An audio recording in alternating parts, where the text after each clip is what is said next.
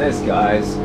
We've got snorkel gear. And this is one thing I thought about before coming to Australia. I'd open up a shed similar to the one I just walked into, and there would be like snakes or huntsman spiders in this shed. And I'm a little apprehensive about that, actually.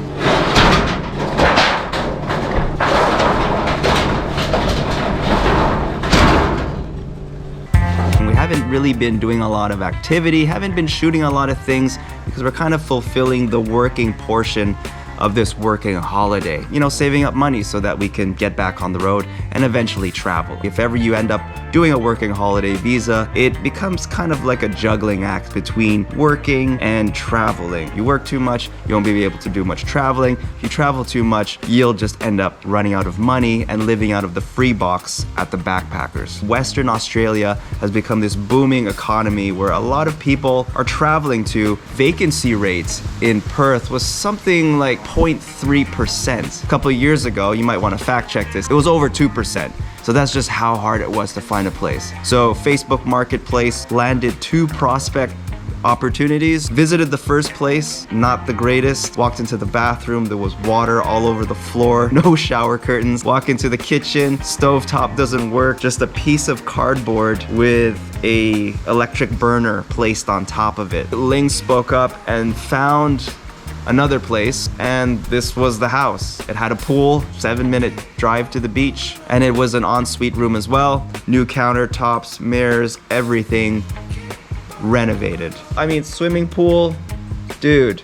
And also just a short 8-minute bike ride or drive to my work. So it was like it was meant to be. So the living situation has been great. Perth has been great. The unofficial sunshine capital of the world. It gets an average of 8 hours of sunshine per day for the whole year. Tomorrow it'll be sunny. Friday, sun. Saturday, a high of 37 and sun. Sunday, sun. Monday, Tuesday, sun. So it's just sunny every day. If you have any rainy day activities, you probably won't get around to them with all this sun.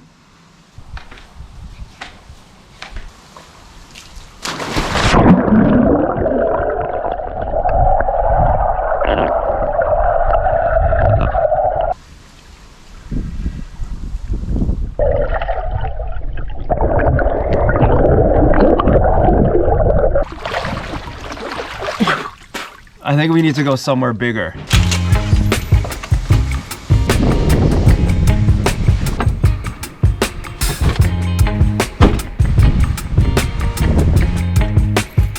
Woo, it's a hot one today. Ling's coming. Ling is hungover. Ling's hungover, but she's gonna... I'll keep my eyes open for any sharks. That's not a joke. There's been, I think, a record amount of shark sightings and interactions in WA this year. Cape Peron, which is where we're going, there have been hammerhead sightings. In 150 meters. There's this great drone footage on YouTube of like, I don't know, like a dozen hammerhead sharks, and that footage was filmed at the exact place where we're gonna go snorkeling today.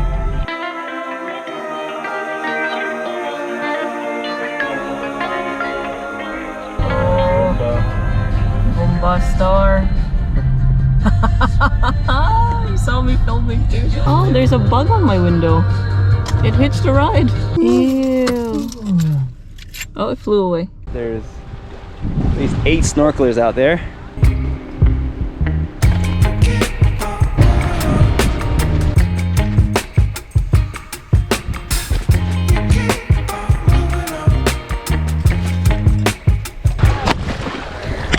Let's go.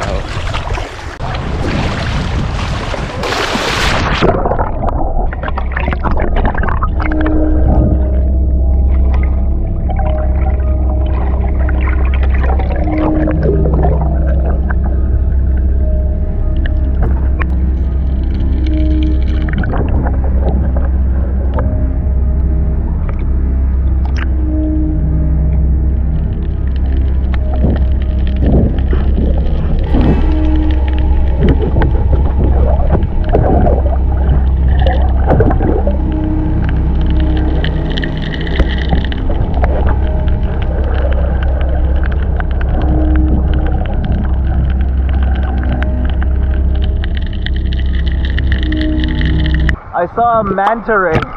It was like this big. Scared the shit out of me.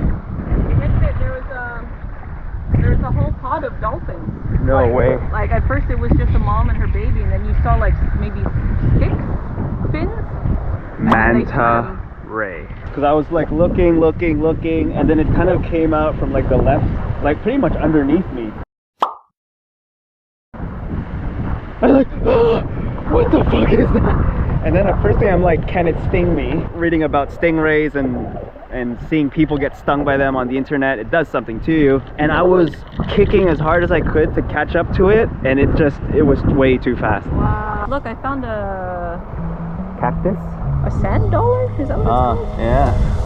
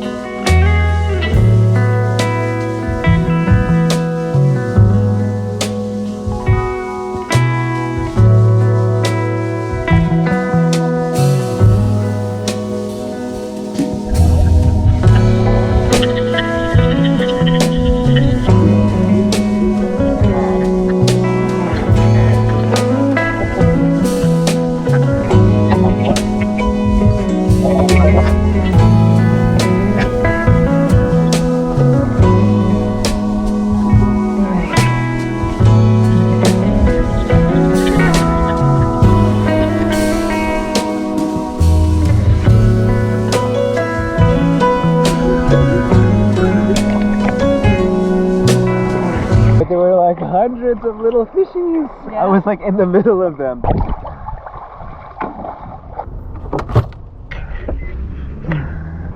More dolphins. But that was the snorkeling adventure in the great city of Perth, most isolated city, longest city, sunniest city. Yeah. Look at it. It's cloudy today. Yeah, this is cloudy. Thanks for coming along on that snorkeling adventure. You're welcome. Snorkeling at Cape Peron is a lot better than snorkeling in the swimming pool, let me tell you. You won't find manta rays in the swimming pool. I've tried. Thanks for watching, guys. We'll see you next week here in Western Australia.